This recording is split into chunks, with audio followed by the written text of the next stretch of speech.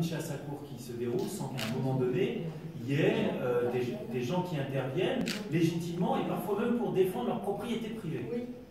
Donc, Qui n'est même plus respecté. voilà, qui n'est même plus respecté.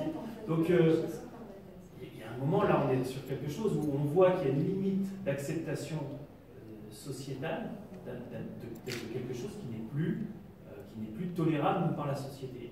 Et loin de nous de remettre en cause différentes hautes chasses, moi, c'est pas le sujet. Le sujet, c'est qu'aujourd'hui, là, on a quelque chose qui devient presque dangereux pour notre société à certains moments, dans certains villages de France ou ailleurs. Donc là, il faut qu'on légifère là-dessus, vite et bien, ensemble, avec cette idée de transpartisane, et chacun a ses arguments. Les arguments de mon collègue Jumel sont pas... C'est un argument de clash. Non, mais et vous faites aussi une distinction entre les différents gibiers, parce que le grand argument des gens qui pratiquent les chasses à courre, c'est de dire qu'il y a celle qui est très connue, qui fait très des prix de classe sur les cerfs, et puis il y a celle du petit gibier, du petit lièvre aussi. Non, ça, vous oui, pas de distinction. Pas de distinction parce que, il y a la situation de l'animal, la souffrance qui est une souffrance qui est totalement inutile, hein, qui ne sert qu'à satisfaire le plaisir du chasseur. Il n'y a aucune utilité sociale à cette chasse, alors que sur la chasse traditionnelle, il y a l'utilité de régulation des espèces. Là, ce n'est absolument pas le cas. On est vraiment dans le plaisir pur du chasseur qui crée des troubles à l'ordre public et qui nie même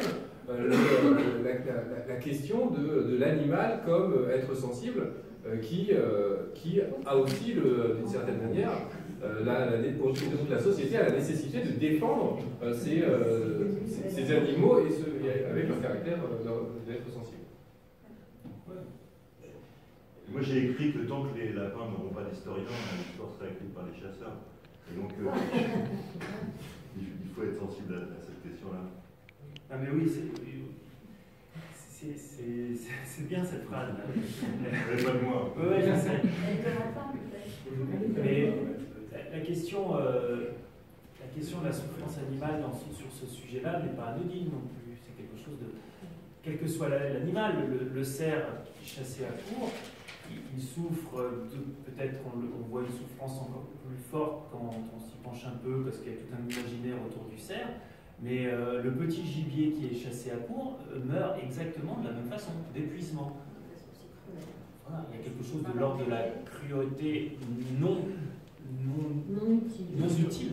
Et quelle image de la société voulons-nous donner? Sommes-nous cette société qui nous amusons à faire souffrir des animaux pour notre plaisir, ou alors sommes-nous une société qui respecte ceux qui partagent notre planète et qui justement légifère pour empêcher tous ces caractères barbares et scandaleux? Je pense que c'est ça qui nous rassemble au-delà des limites de nos différents mouvements politiques. Et il y a quelque chose, peut-être un moment, il y a un peu, entre guillemets, historique, parce que les autres propositions étaient chaque fois portées par un groupe, et là, on a quelque chose qui est transpartisan, et je trouve que c'est intéressant. Il y a un marqueur, de notre rapport, de notre humanité à nos frères animaux. Enfin, moi, je dis frères animaux, oui, j'assume ça. Je considère qu'on a dans notre société suffisamment de moments où la souffrance animale existe. Parfois, moi je la juge la plupart du temps non nécessaire, mais elle a une acceptation peut-être un peu plus forte, puisque c'est pour se nourrir par exemple, et on pourrait en discuter de ce sujet-là aussi. Mais là, on a quelque chose qui est de l'ordre de l'inutile, et qui en plus a des marqueurs troubles à l'ordre public, des marqueurs de classe qui s'entendent aussi, parce qu'il y a un moment donné, ça s'entend complètement. Donc voilà, moi c'est quand même c'est transpartisan. Il y a la nouvelle gauche, peut-être que c'est même une histoire de calendrier ou de je sais pas pourquoi, chez eux personne. C'est étonnant qu'au Parti Socialiste, les éléments de classe auraient pu être entendus aussi, comme de souffrance animale, je sais pas. Voilà, il n'y a plus d'éléphants. Non mais plus sérieusement, voilà, il y a quelque chose de l'ordre d'un agenda politique intéressant sur la question de notre position, de notre rapport à l'animalité et de notre rapport à nos environnements, notre écosystème. Oui, puis pour un peu peut-être encore plus réconcilier les points de vue sur la question entre animaux et lutte de classe.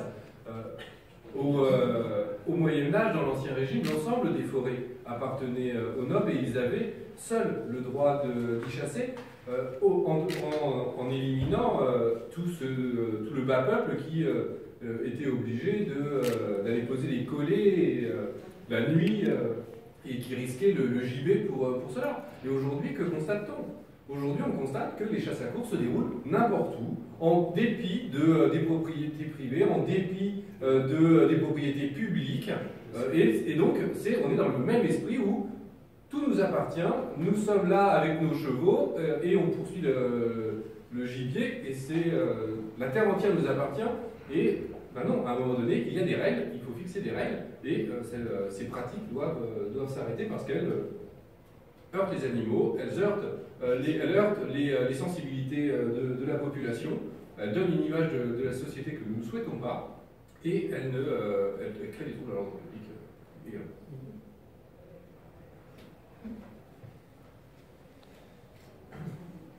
C'est bon pour tout le monde? Je vois que ça a quand même intéressé tous les médias français. Non, mais c'est pour ça qu'on va se bagarrer pour que ça vienne vraiment à l'agenda, cette histoire. Parce que là, vous n'êtes pas assez nombreux et la prochaine fois, vous serez plus nombreux. Ouais, non, vraiment. Quel est le calendrier de Alors, ben là, il va falloir trouver une niche pour la présenter. Donc la nôtre, c'était la semaine dernière, donc c'est mort avant l'année prochaine. Mais peut-être que le modem a plus étant membre de la majorité, a peut-être plus de fenêtres que l'opposition. Donc non, mais on vous met la pression. Ouais, mais je parle sur vos épaules maintenant. C'est bien de se mettre la pression, mais je pense qu'il y a une pression, il y a aussi une pression qu'on peut avoir sur l'opinion publique. Parce que l'opinion publique sache qu'un certain nombre de députés de tous bords confondus, de tout parcours confondus, portent cette idée-là, ça peut faire évoluer aussi les choses. Et peut-être qu'aujourd'hui, ou dans nos différents groupes, certaines personnes pouvaient être un peu dubitatifs, la pression fait que... Oui, parce que là... Et l'actualité aussi. Oui, parce que l'actualité, excusez-moi Bastien, récemment, là, il y a quand même eu des heurts assez féroces entre des propriétaires, des chasseurs, et le préfet, il y a eu une intervention du maire, des forces de l'ordre. Qu'est-ce qui va se passer le jour où il y aura un accident? Qu'est-ce qui va se passer le jour où il y aura un accident? Voilà, moi j'aimerais...